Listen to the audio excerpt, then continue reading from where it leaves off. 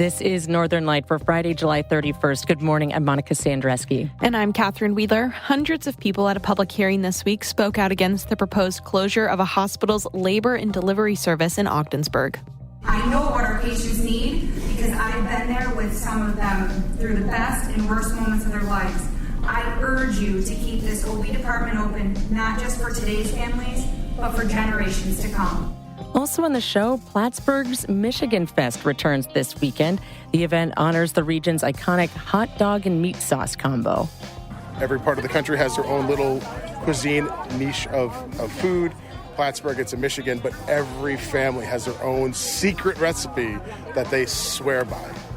John Warren checks on trail conditions ahead of a beautiful weekend in the Adirondacks. And all this week, we're pulling back the curtain at NCPR. This morning, our chief engineer, Kurt Lanning, is in the studio to tell us about how those radio waves get to you. All that's coming up on Northern Light. Stick with us.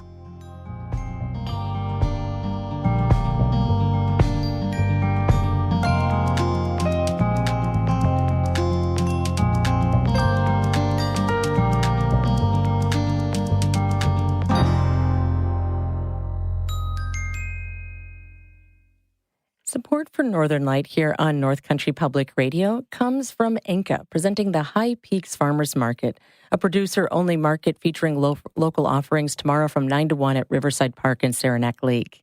And from AJA Architecture and Planning in Glens Falls, providing architecture, planning, and interior design services for residential, commercial, and community spaces throughout the North Country. AJAarchitecture.com.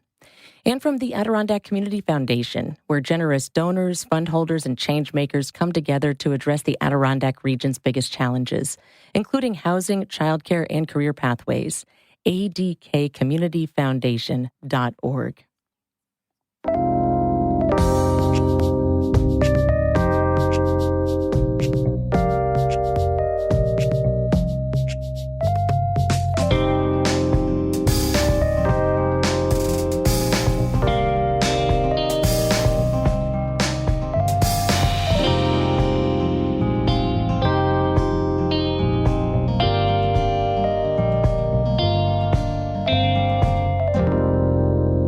This is Northern Light. I'm Monica Sandreski. And I'm Catherine Wheeler. The healthcare network that operates 2 hospitals in the North Country is on thin ice. Earlier this year, the North Star Health Alliance filed for bankruptcy, fired employees, and cut essential healthcare services. Then this month, North Star announced that it's cutting its labor and delivery services at the hospital in Ogdensburg. But this closure would need state approval first. On Wednesday, North Star held a public hearing in Ogdensburg to address the community's concerns. Richard Haller was there and has the story. Members of the state's nurses union, local political leaders, and community members gathered in front of the Ogdensburg Free Academy. We say no. No. No. No. Hell no. To this closure now. At least 300 people showed up to call on the Department of Health to stop North Star from closing its birthing unit at Claxton Hepburn Medical Center. Cynthia Small lives in Ogdensburg. She said she's here for answers.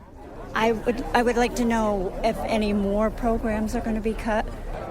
Hospitals have to be run efficiently and they have to make a dime or they can't provide services. But, nobody wants to have to drive half hour away. What do we want? What do we want? People poured inside and filled up the seats in the auditorium for the official hearing. The proposed closure of the birthing center in Ogdensburg comes after a year of financial turmoil for the healthcare network. North Star failed to provide the Department of Health with information on how it used past funds, which led to its former CEO resigning, mass layoffs, cutting of services, and bankruptcy. North Star officials sat on stage as more than 30 people spoke against the proposed cuts. Selena Burns was born at Claxton Hepburn. These are people. And I have had the experience of delivering 5 children at Claxton Hepburn Hospital. All 5 pregnancies were complicated. All 5 deliveries were complicated.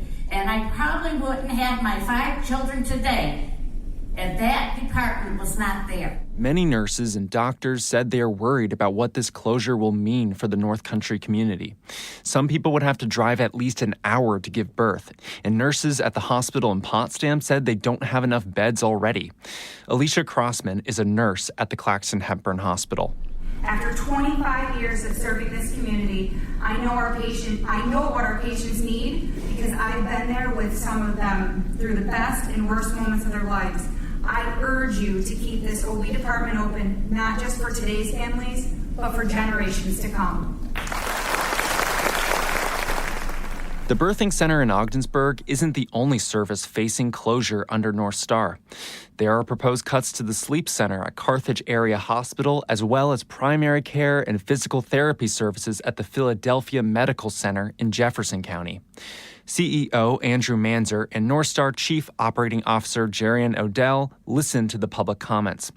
Odell agreed that the situation is dire. You're awarded financing. That does not get us through the end of the year. That's the real state of emergency that we're in. Odell said these cuts are intended to save the rest of the hospitals from closing, including the Meadowbrook Assisted Living Facility and the Ogdensburg Cancer Treatment Center. I personally am not just worried about the next OB patient. I'm worried about the 55 residents who live in Meadowbrook and Carthage. I'm worried about the numerous cancer patients that come through our amazing program that we have. Afterwards, North Star CEO Andrew Manzer said he appreciated how many people showed up. He said it sends a message to Albany that help is needed. And that actually gives me a lot of confidence, more confidence than I had walking in today, that the challenges we have will be overcome. The Department of Health said last week that it's identified Rochester Regional as a potential healthcare partner for North Star. Manzer said this will be a lengthy process, but that he's hopeful it'll come to fruition to stabilize the hospitals. Jessica Thornton is a surgical nurse at Claxton-Hepburn. She said these cuts are part of a gutting of healthcare across rural communities.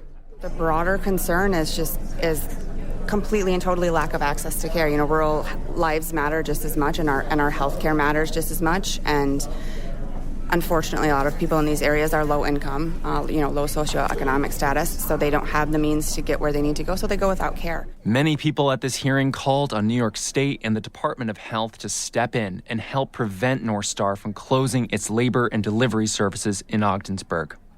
Assemblyman Scott Gray said it's essential that these services remain in these communities and that the state should look at every available option before making a decision. Richard Haller, North Country Public Radio, Ogdensburg.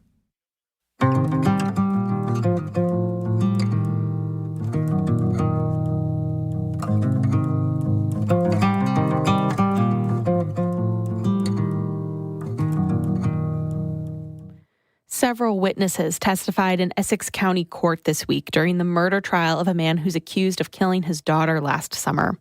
Prosecutors say Luciano Fratelline drowned 9-year-old Melina at the end of a trip they'd taken together last July and then hid her body in a pond in Ticonderoga. Fratelline has said his daughter was abducted by 2 men in a white van. He has pleaded not guilty to the charges of murder and concealment of a human corpse. Among the witnesses who appeared this week was Melina's mother, Callie Galanis of Montreal, who had sole custody. News 10 ABC in Albany reports she shared her perspective of the circumstances leading up to the trip and the night Melina was reported missing. She described being in a state of shock when her daughter's body was found.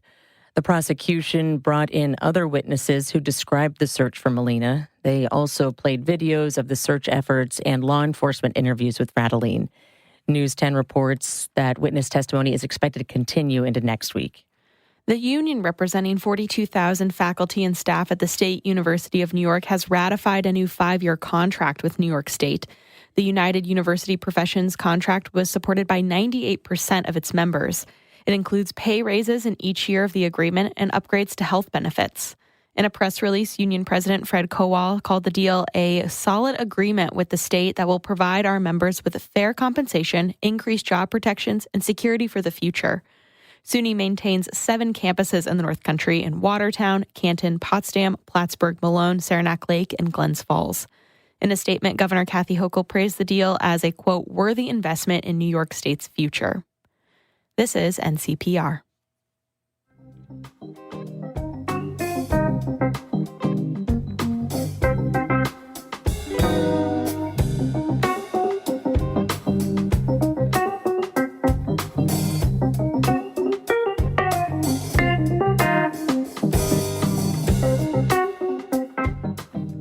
You're listening to Northern Light, only here on North Country Public Radio. It's 8:11. Good morning. I'm Monica Sandreski. And I'm Catherine Wheeler. Stick around. NCPR's chief engineer, Kurt Lanning, is in the studio today for a conversation about how those radio waves get across the North Country. That's coming up in just a couple of minutes here on Northern Light, which is supported by the Ausable Freshwater Center, unlocking knowledge of how freshwater systems work and applying it to real-world challenges. Learn more at ausablecenter.org.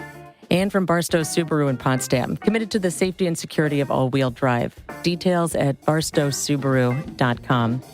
Support also comes from you when you give right now during our summer fundraiser. Direct contributions have always been critical to ensure that the reporting we do for you can continue at NCPR. When federal funding was cut from the station last summer, listeners supported us. Thank you for stepping up. This summer, it's clear that federal funding isn't coming back. Northern Light and news from NCPR are only possible when listeners choose to support them. So don't wait. Head to ncpr.org/give, make a donation now, and tell us why you think public radio is important. Thanks for helping the station stay strong for the North Country.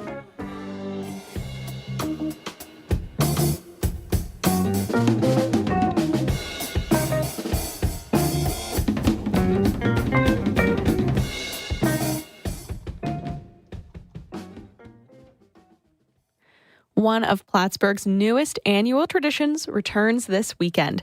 Michigan Fest 2026 will take place from noon to 7 o'clock tomorrow at the Clinton County Fairgrounds. The event honors the Michigan, a local delicacy that features a special meat sauce over a hot dog on a split-top bun. Extra onions optional. An estimated 4,000 people attended the first Michigan Fest last year. Kara Chapman was there and brings us this story. It's just after noon, and a slew of people already mill about the midway of the Clinton County Fairgrounds. Some sample the wares of the dozens of vendors in the Makers Market, while others head straight to the food trucks to grab lunch. Good afternoon, everyone. Welcome to Michigan Fest. Plattsburgh Town Supervisor Michael Cashman kicks off the opening ceremony, the inaugural Michigan Fest.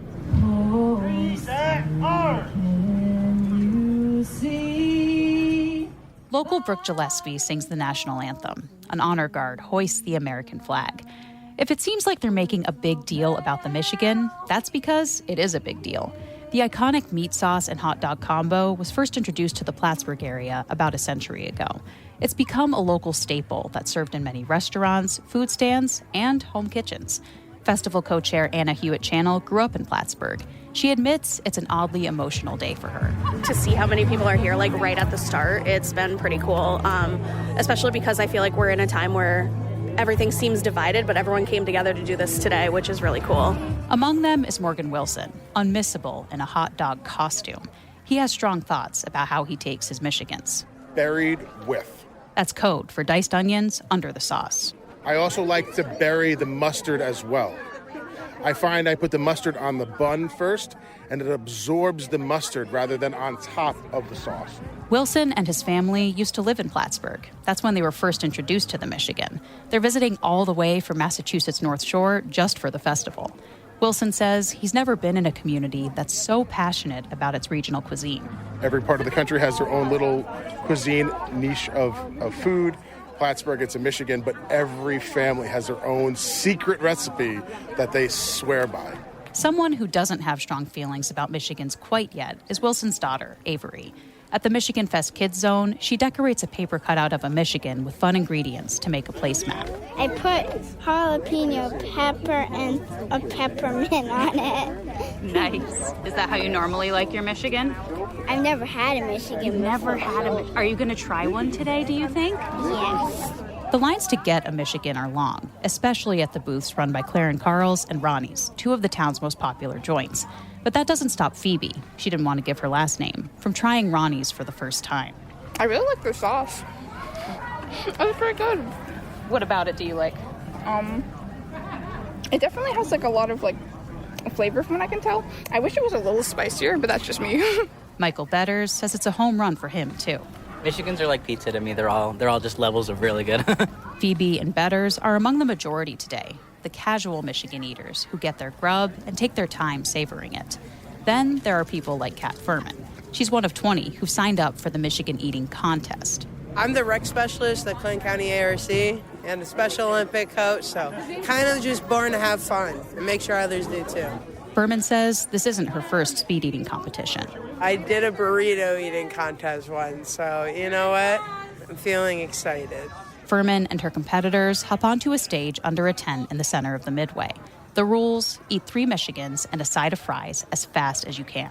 3, 2, 1, go! And they're off. There's occasional cheers from the crowd, but mostly a quiet hum as people try to spot who's pulling ahead. We got one person down to 1 dog! Just over a minute into the competition, Mike Basile from Cohoes is the first Michigan Fest Michigan Eating Contest champion. He gets his $100 cash prize and hops off stage. He says, surprisingly, he feels good. Like I'm on the top of the world, riding a Michigan boat. It's amazing. And he says he had some preparation. So I'm a teacher, and I used to run a pie eating contest, and there was a speed eating contest like this. So yeah, I guess I cross-trained for it, you'd say. Today isn't just about the vendors, the activities, or even the Michigans. The proceeds will benefit the Battlefield Memorial Gateway Project, a planned veterans park on the shores of Lake Champlain. Gary Liberty is an Air Force veteran. He's here with North Country Honor Flight, one of the organizations set up along the festival's Veterans Way. He draws some parallels between the former Plattsburgh Air Force Base, where he served, and Michigans themselves. The base was here, started in 1955, and it was part of the community, and everybody supported it, even up and right until the day it closed. And Michigan's something that started here, and it blew up. He says that support for veterans and love of Michigans are both ingrained in the North Country. Kara Chapman, a lifelong Michigan eater, North Country Public Radio at the Clinton County Fairgrounds in Plattsburgh. That story first aired last August. Michigan Fest 2026 will take place from noon to 7 o'clock tomorrow at the Clinton County Fairgrounds. There will be live music, a Michigan eating contest, and a maker's market with dozens of vendors. The Kids Zone features arts and crafts, a bounce house, and Pipsqueak the Clown will be open from noon to 3. New additions include a Michigan sauce contest. Judges and event attendees will give 5 randomly selected recipes cooked on site by members of the community. Admission to the festival is $10 per vehicle. Proceeds benefit the Battlefield Memorial Gateway Project, a planned veterans park on the shores of Lake Champlain in Plattsburgh.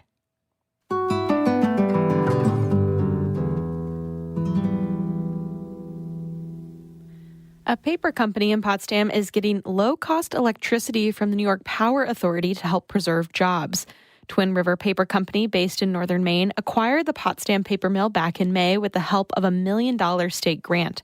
Governor Kathy Hochul said it would maintain manufacturing operations and preserve 70 jobs that would otherwise have been lost. The paper mill makes specialty papers such as latex, acrylic, and other saturated-based papers. NYPA has also approved a low-cost power allocation for Samaritan Senior Village in Watertown. And in North Country baseball, the Malone Border Hounds beat the North Country Thunderbirds in back-to-back games yesterday, and the Tupper Lake River Pigs beat the Saranac Surge 4-3. The teams wrap up their season with games every day this weekend. Tonight, the Surge faces the Border Hounds at 5 o'clock at Veterans Field in Malone, and the Thunderbirds play the River Pigs at Racket Pond Stadium in Tupper Lake. First pitch is at 7 o'clock. You can find the full schedule of games at empirebaseballleague.com. This is NCPR.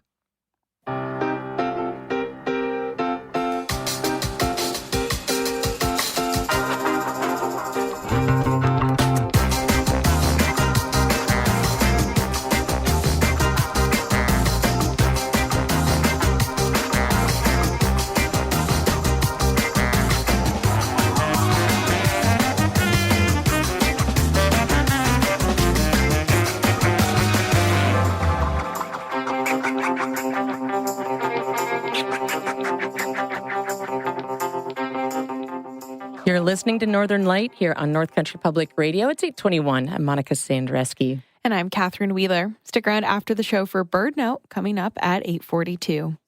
With our eyes to the skies, sunset in Waddington is at 8:28 today, and the moon is a waning gibbous at 95% to full. It's 70 degrees right now in Malone, 63 degrees right now in Tupper Lake, 69 degrees in Glens Falls, and 62 degrees in Old Forge.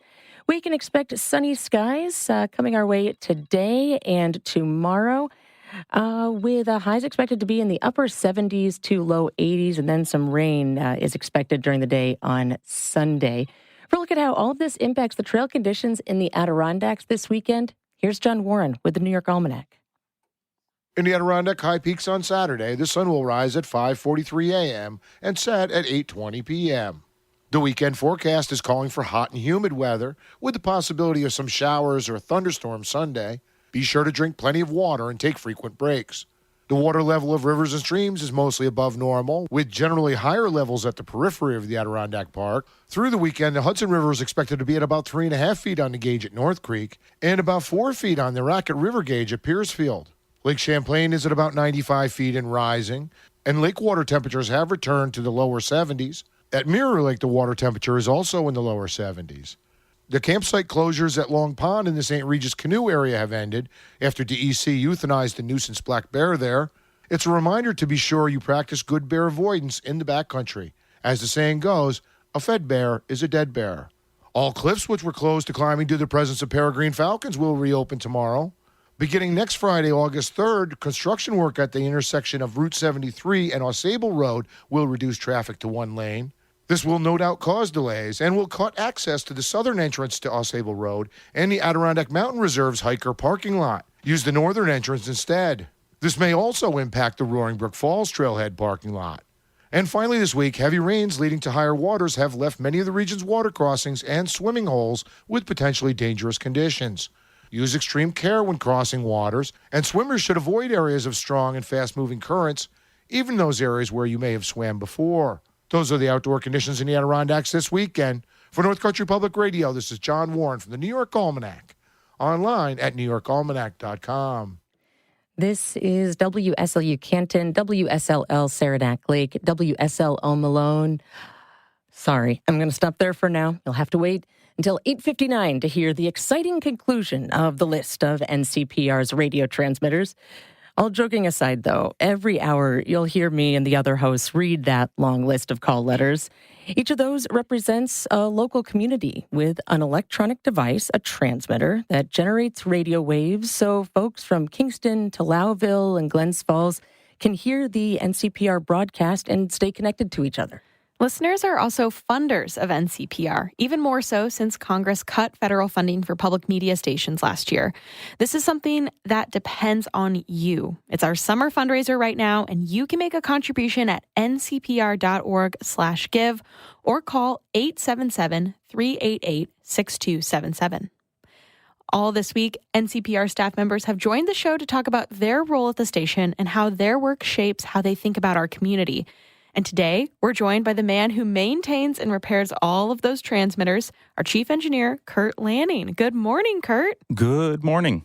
Okay, so what does a transmitter look like?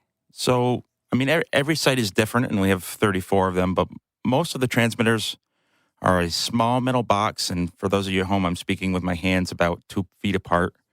It might be about the size of a briefcase. Our bigger, more powerful station here in Canton, that transmitter is about the size of a refrigerator, or a little bit bigger than that. Each one is hooked up to a transmitting antenna, which might look like a curlicue.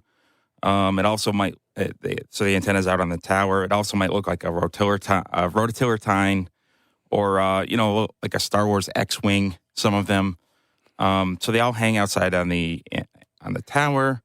There might be 2 or 3 X-wings on the tower, for example. Most of them would just be a single piece of steel, hanging out, or aluminum or copper hanging on a tower. So, well, take us to one of them. What's a transmitter site that you look forward to visiting? There's actually a few that I still haven't visited.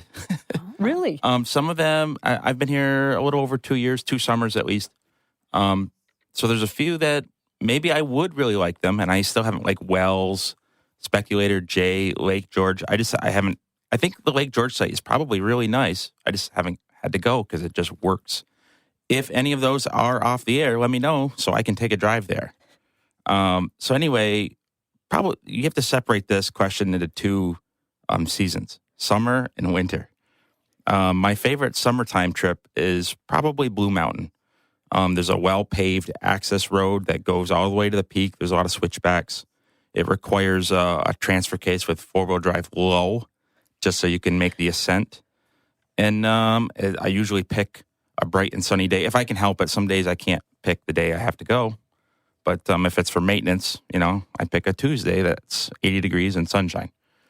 So anyway, after, maybe 30 minutes of driving up the mountain, there's usually a few hikers on the fire tower that are a little confused when they see my Nissan Frontier rounding the peak. And yeah, that trip is always great. And well, I shouldn't say always great because I might have one next week that's not so great, but it can be a really tough place to get to in the wintertime. So I haven't had to go in the winter yet, but I don't think it would be my favorite winter one. So we'll keep our fingers crossed for you. Just to answer the second half of the question, my favorite winter one was probably Mount Pisgah in Saranac Lake, because the nice folks at the ski center usually bring me up in a snowcat. At my old job, I used to have to drive the snowcat up Lion Mountain for Mountain Lake PBS. So it's nice to just get a free ride from a guy who's driving one. And it's a really short trip, and it's a beautiful view out over Saranac Lake. So there's your answers. Always exciting to do your job. Well, yeah. Sure. So a couple of years ago, you set up a new transmitter between Malone and Plattsburgh, and that's WELN Ellenburg. Why was that an important move to make for the station? We did a couple of big expansions that year. WELN fills in, this dead spot for some small communities along the Route 11 corridor. So there was probably like 20 minutes of driving at least where, there's not a lot of English-speaking channels in that area to begin with because it's the border with Quebec.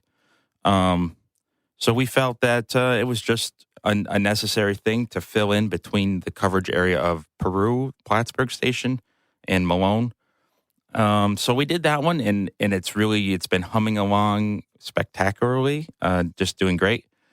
That year, we also expanded our signal in Bristol, Vermont, which some folks will say, well, why are you in Vermont?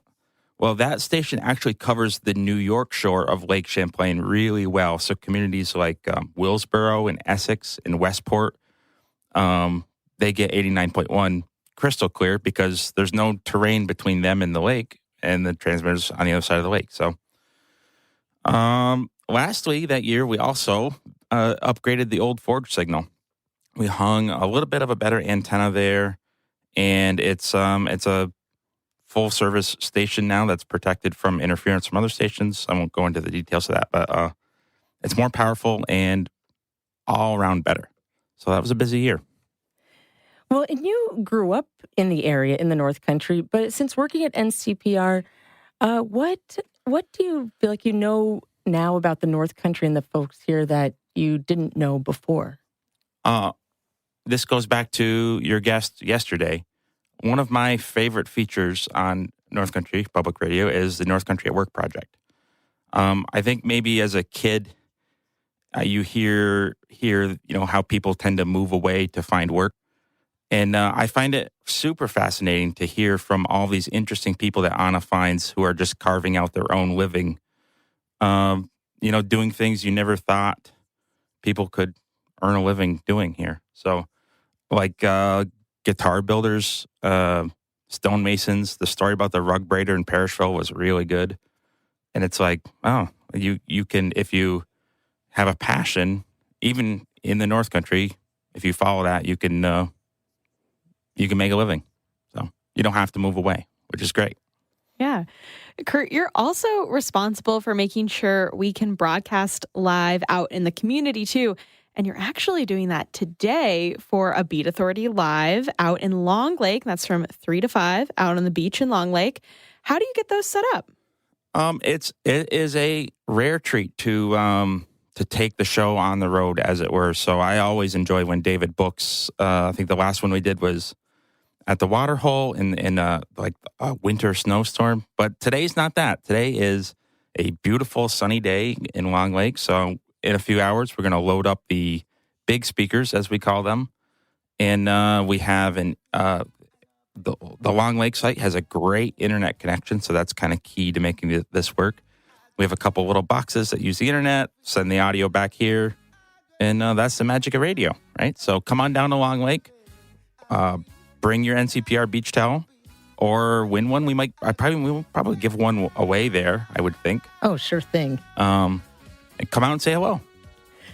Excellent. That's this afternoon at Long Lake for the Beat Authority Live, starting at 3 o'clock on the Long Lake Beach with your host, David Summerstein of the Beat Authority. We've got a little bit of a preview right now in the background, a song that he'll be playing this afternoon. This is Agoro from the Zongo Brigade and KOG. So come on out to Long Lake this afternoon to dance and groove as you head into the weekend. Kurt Lanning is NCPR's chief engineer. Thanks for coming on. Thank you.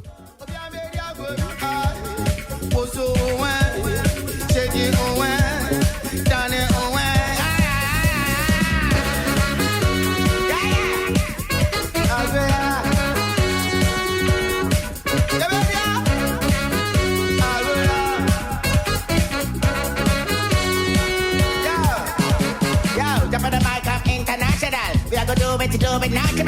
Tell us some why super serial, but I'm hyperconical. Turn up and tell them I'm the done, burn a Babylon. Rise up and see a Magadon, dance all music, yes, we party and keep bouncing, uprising. We're not in a bad man styling, no dividing, love abiding. Earth and fire keep shining. Don't stop, keep moving, move along. Salvation coming for you now. Politicians keep them on the run. Be your mind and watch yourself to run.